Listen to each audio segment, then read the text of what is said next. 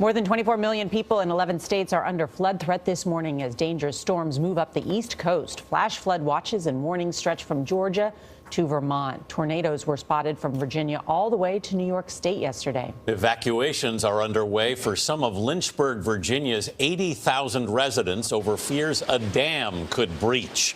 The area received 6 inches of rain in just a few hours. Chip Reed is in Lynchburg with the dramatic flood threat. Chip, good morning. Well, good morning. Take a look behind me. You see that police car and a hill behind it. About 200 yards down that hill is a dam. Behind that dam is a reservoir, College Lake. It has about 225 million gallons of water behind it. The worst case scenario, if that dam does breach, as officials are worried it might, is that that water would go surging downhill into Lynchburg, and it could drown that city, at least parts of it, in 17 feet of water in about 7 minutes.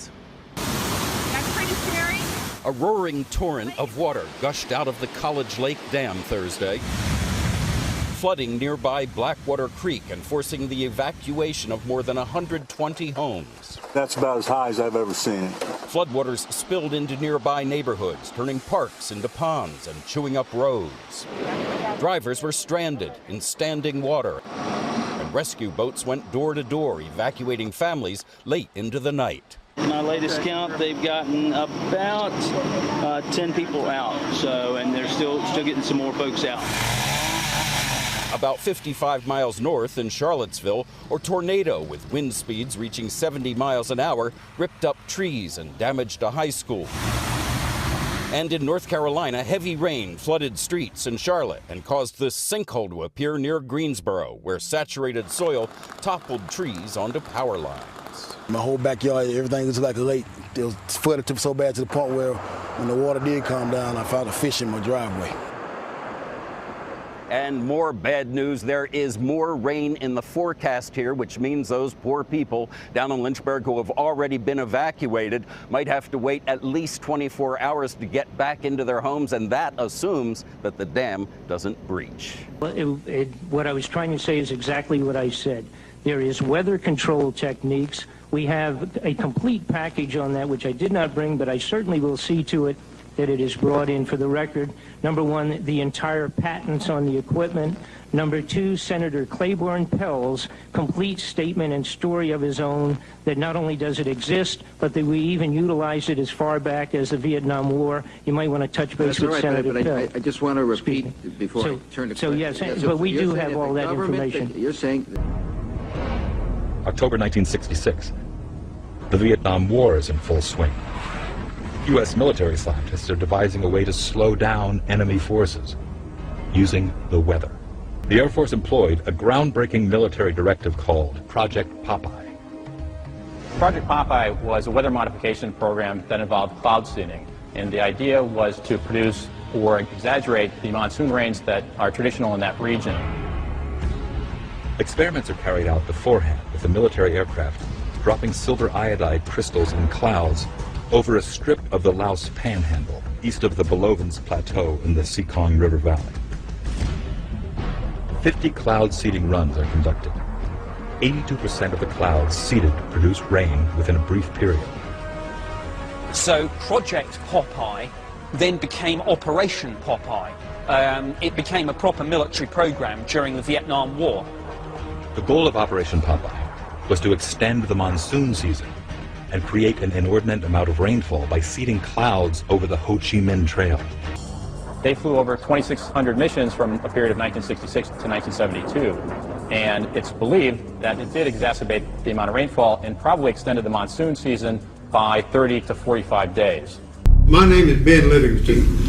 I'm the first person to ever seed a cloud with the intention to cause it to do military damage. I know I can say that, and I did it several times before the next person did it. Tell me what these clouds are we're looking at. Well, these clouds were located up in the southern part of North Vietnam, and we needed to make rain down on the Ho Chi Minh Trail, Highway 1. But there weren't any real clouds around. There were a number, this was the end of the monsoon season, but there were a number of these small clouds that barely reached the freezing level, and by putting a small amount of silver iodide in there, we got them to collect and start to build. And as they built, we just worked on the largest tower in the group until in just a very short time, we had clouds that were... You told me this cloud got 14 inches of... Well, this cloud, of course, this is all the same cloud. We were doing quite a lot of testing work out over the test range at China Lake, California, where we dropped cloud seeding flares or silver iodide generators into clouds, or just where we wanted to see what the reaction was. And it was there when I learned for sure that you could really change a cloud by the amount of silver iodide you put in it and where you put it. This cloud here, from the time it started raining till it quit, it put out a little over 14 inches of precipitation. What did that do to the North Vietnamese? Well, it just washed all the roads out, and there was a bridge attached to a mountain that bombed and could not get rid of it. This heavy rain washing out down that river took that bridge out. Of approximately 150 folks from this community. The majority of those folks went to shelters. We then transitioned almost immediately from the evacuation mode to the security mode, making sure that those areas that have been evacuated are secured. In addition to that, I would just add that while things are progressing positively and we are keeping, obviously positive thoughts in mind, it's very important to note that the all clear has not been given yet. So we ask that folks not return to those areas that have been evacuated until our engineering folks tell us that it's okay to return. So I would ask that you be a little bit patient, but make sure we're not coming back right now because it's not time. The monsoon also prompting some evacuations in Mayer this evening. People in those low-lying areas near Big Bug Creek, they were forced out of their homes. And take a look at this video showing that car washed away by that fast-moving water. We're told, fortunately, nobody was inside this car at the time. Also, we want to show you some video from Logan Robers showing a flooded wash here in that area. For now, crews have set up a shelter. It is over at Mayer High School.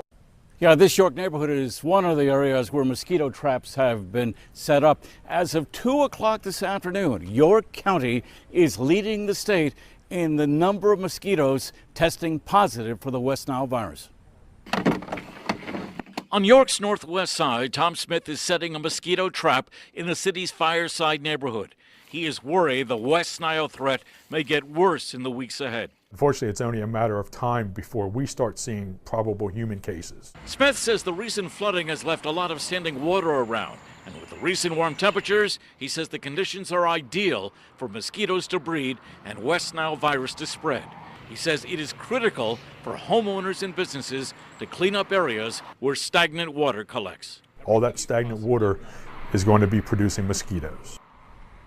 Now, the Pittsburgh area has just reported a human case of the West Nile virus. The last human case in York County was 2 years ago. No one has died from West Nile in York County since 2006.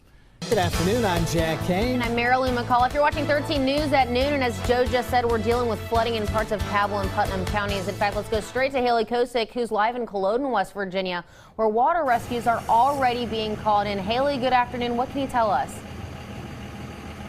Good afternoon, guys. So Culloden can't catch a break, let alone Putnam County. Now, where I'm currently standing, the water would have easily been up to my knees. So the water is quickly receding, and we're here at Westwood Mobile Home. So as you can see, the water is really receding here, and it's all thanks to the Department of Highways, who cleaned out this culvert over here. The water is rushing on through and getting to where it needs to be. And like I said, when I got here, it was much worse, but emergency personnel has really teamed up to help these people. And the good news is nobody was hurt. And like I said, 13 News has been all over Putnam County, so we have some other video of areas that experienced flash flooding as well. So as you can see there, we've been we've been all over the place trying to get the most accurate coverage.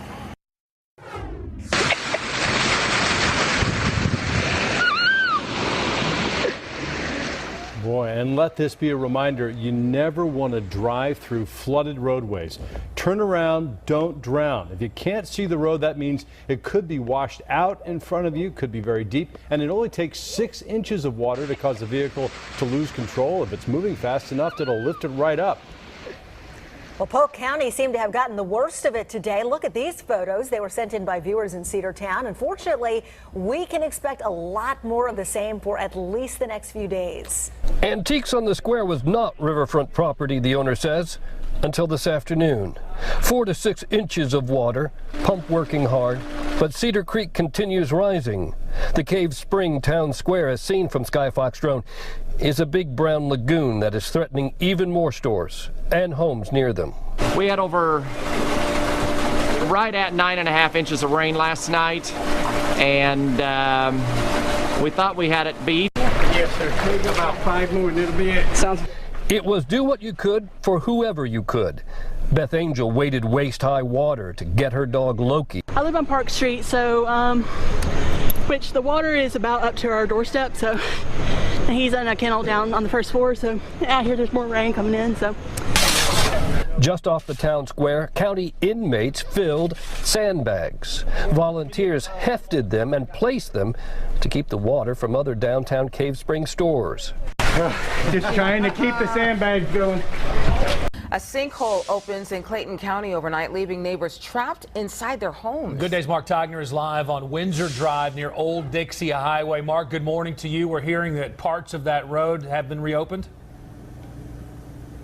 Yeah, they've managed to patch the road, giving these folks access, but take a look at the sinkhole. We are on, as we mentioned, Windsor Drive, right near Old Dixie Road, and what you're looking at is the bridge that came over a small creek. Jester Creek is the name of the creek, and it obviously swelled up because of all of this rain that we've been having and ended up forcing this road to give way. Now, when it did, it trapped a number of people inside their homes. This is the only way in and out for a couple of blocks. Really, this is a side street, to be honest with you. But the crews have managed to come over, and you can see they put a patch down here, and that allows folks to get in and out of their homes. We can also point out that pipe there, that's the water pipe. They've already worked on that, so the people have gotten their water service restored.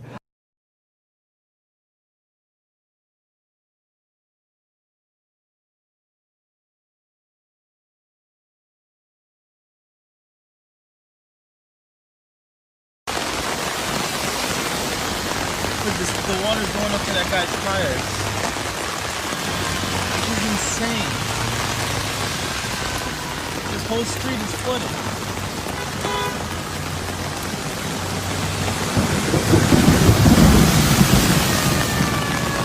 This is nuts. I've never seen a rain like this.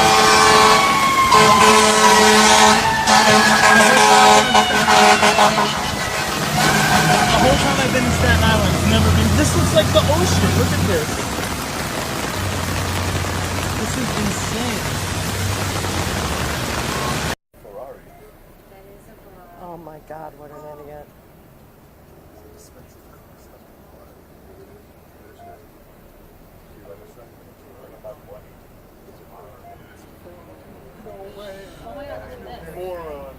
For you here. Seems like everybody these days has home surveillance systems, right?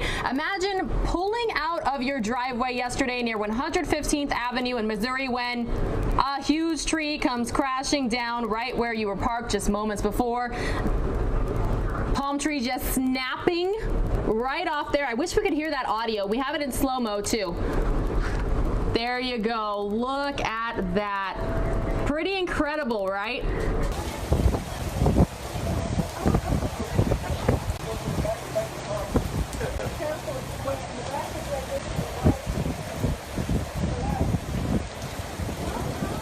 Well, at least the street lights came on now. We can see.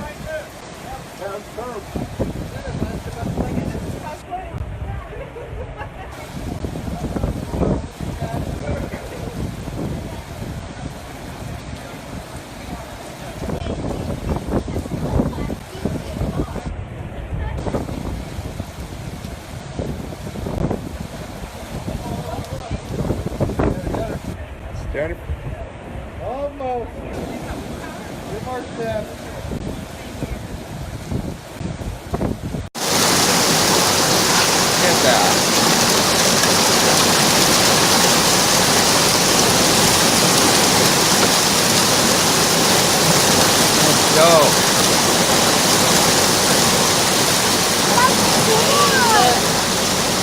Today we've seen trailers moved miles down the arroyo. Some people still looking for items they've lost. And worst of all, some people we talked to, they lost pets and livestock. You could hear all of the animals crying. Andrea Caldera says she wanted to go save her animals, but it was too dangerous. To think that just this turbulent water could come and just take them and drown them.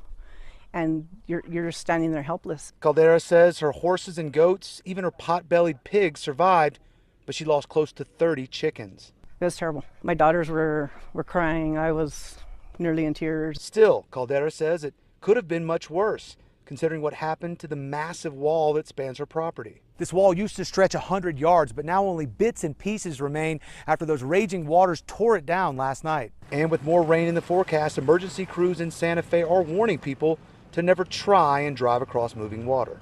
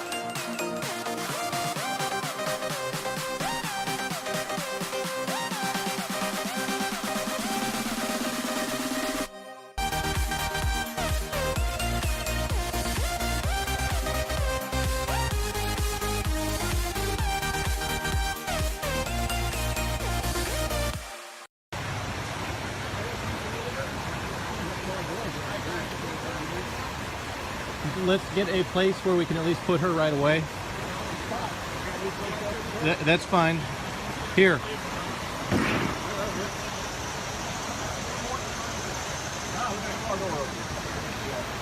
Perfect. And let's get a quick assessment done, make sure we're okay. Tom, when we get her out, let's do a quick assessment, make sure she's okay.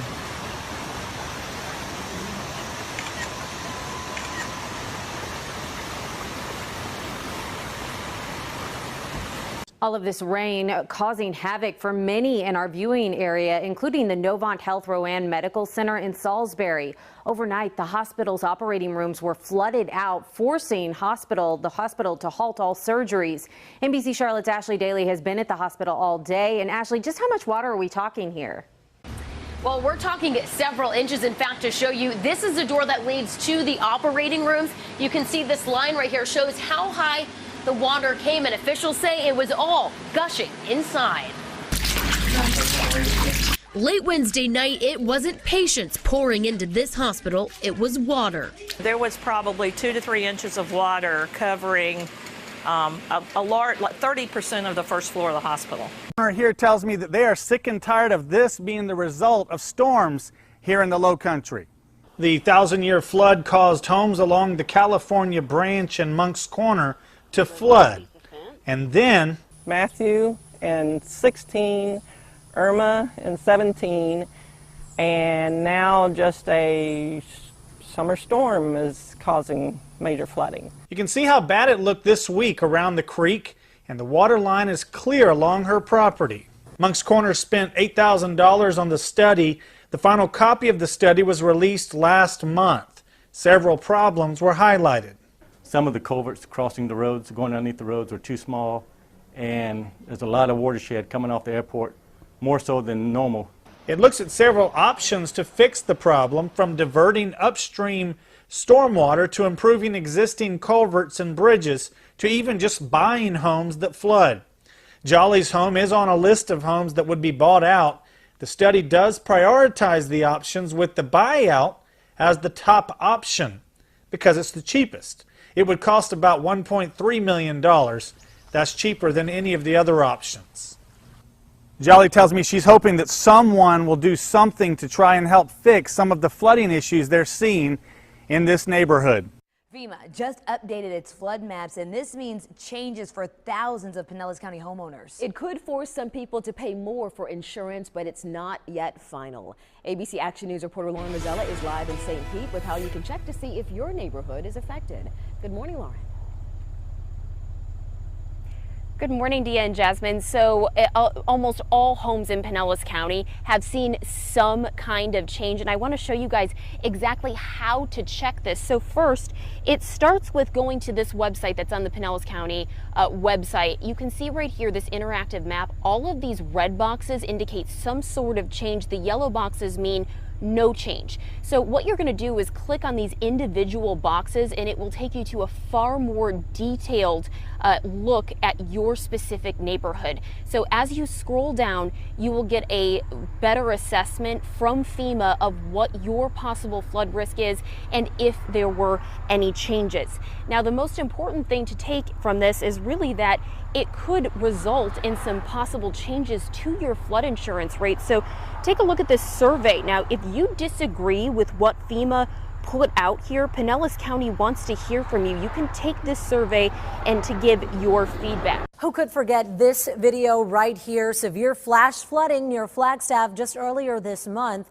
Well, today, Governor Doug Ducey has declared a state of emergency in Coconino County. This directs $200,000 in emergency funds to the flooding recovery efforts. In a span of just 2 hours, more than 5 inches of rain fell in the Schultz area, leaving major damage to homes and roads. The Flagstaff area got hit hard, Iris. We're hoping for much drier weather this weekend. Yeah, and Iowa is waiting to hear if the flash flooding qualifies the state for a presidential disaster declaration. Governor Kim Reynolds has requested FEMA funding for 30 Iowa counties that were damaged by severe storms in June and July. The money would be used to rebuild structures that were damaged. And officials have estimated more than $16 million worth of damage that could be eligible under the program. About 10 minutes ago, this was a street.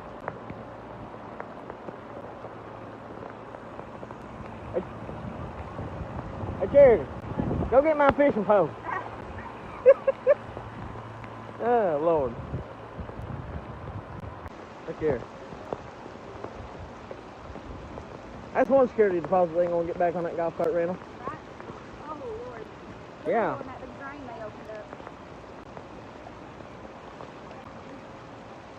It would have been called a 1,000-year flood if the same destructive deluge hadn't crashed through Ellicott City, Maryland just 2 years before. Oh my God! The first time around in 2016, on the city's nearly 250-year-old Main Street, shop owners like Donna Sanger worked tirelessly to rebuild. There was this enthusiasm, let's put on a show, let's bring the town back. But this time, this is more like a funeral. Now they feel like these destructive floods are the new normal because this historic town, barely a blip on the map, is a blueprint for developing disaster, real estate development, in the face of increasingly wet weather. Joe Sexton is a scientist who uses satellite images to map changes in ecosystems. You had two 1,000-year floods within 2 years of each other. How did that happen? The overwhelming factor was intense rainstorms. Climate change,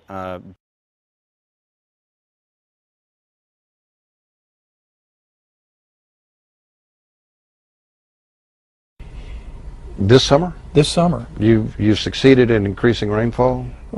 South of San Antonio, we had aircraft flying on a dozen days in the month of July, treating what we deemed to be seedable storms. And what was the result of that?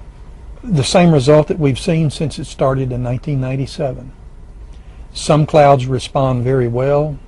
Some clouds respond only to a limited degree. Maybe one or two instances when clouds didn't respond as we had hoped, probably because we got to them too late. And when you say they responded very well, what does that mean? It means that the storm lived longer and produced more rain over a larger area.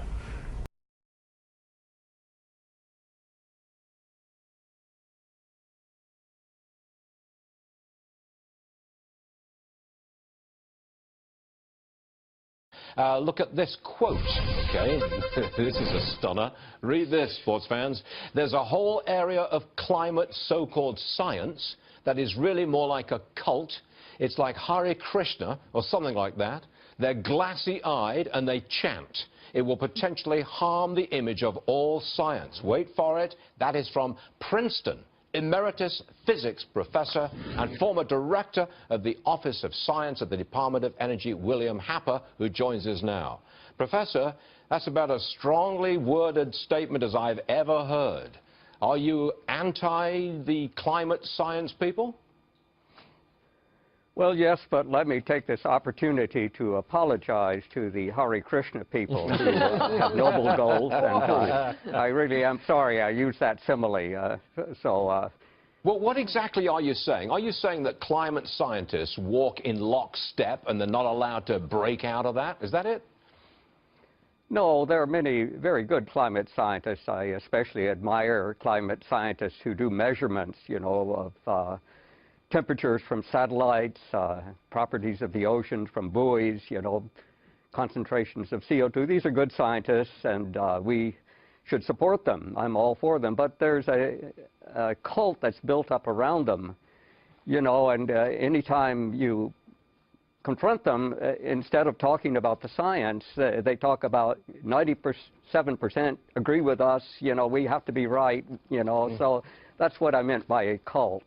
Could anyone get a job in the climate science department of a major university if they're not gung-ho global warmers? I don't think so, certainly not for the last few years, but I hope that will change because there's a lot of important climate science that ought to be done, and I hope it will be done. You're not a skeptic, are you? You do believe that the climate is changing and it's human beings who are at least partly responsible. That, I think, is your position. Yes, I think the human contribution, however, is very, very small. You know, I think most of the climate change we're seeing is natural. You know, climate has always changed. Who denies that climate changes? You know, you have to be completely blind to deny that. Is the planet, can the planet be saved? Are we doomed? Because that's what we constantly hear. We've only got a few years left. Well, no, I mean, of course not. It's a problem with science illiteracy. You know, most people don't realize that the normal CO2 levels have typically been measured in thousands of parts per million, not the puny 400 or so we have today. And the Earth thrives, so the idea that the Earth has never had high CO2 levels, it's completely false. Most of the time, it's never had such low levels as we have now. So why don't you learn some facts out there? We never hear this. We just never, ever hear this.